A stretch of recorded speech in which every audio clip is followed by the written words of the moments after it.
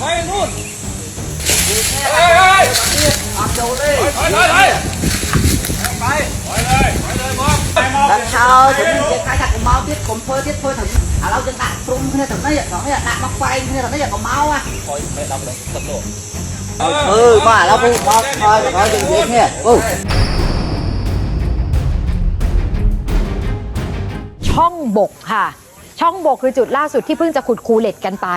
แล้วก็ใกล้กับเนิน745ที่ขนทหารขึ้นมากันเป็นหมื่นแล้วเขมรถ่ายเอาไว้นะคะโดยทหารไทยบอกให้ถอย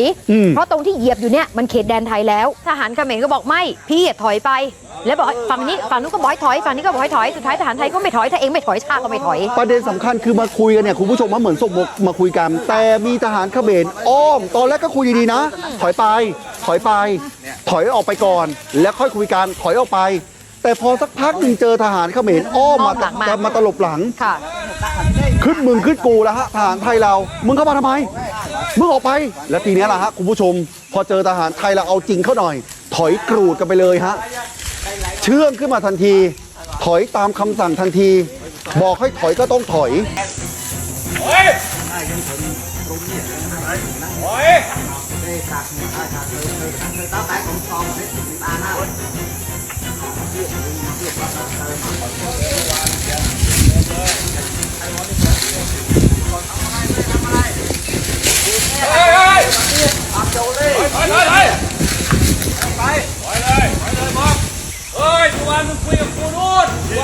lần sau thì mình khai thác cùng máu tiếp cùng phơi thằng đang man thôi còn so máu nè lâuบ้าหรือเปล่าจะให้คุณถอยไปได้ไงเพี้ยนว่าถอยนู่นthôi mà nó vậy nha con nó vậy mà nó vậy nghe thằng kia hạt phơi thằng nắng tay còn phơi máu tiếp nè nghe thôi đây bảo đi nghe mau vừa câu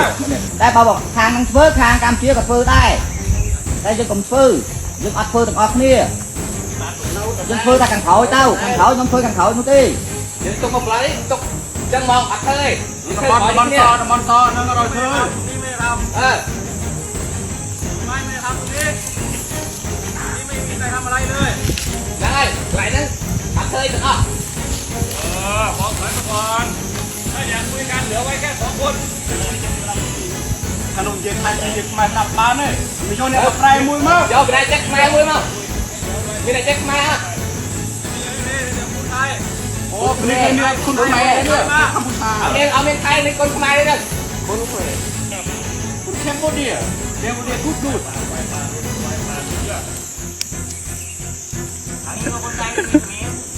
ta bài sẽ dùng mũi phẹt ra thúc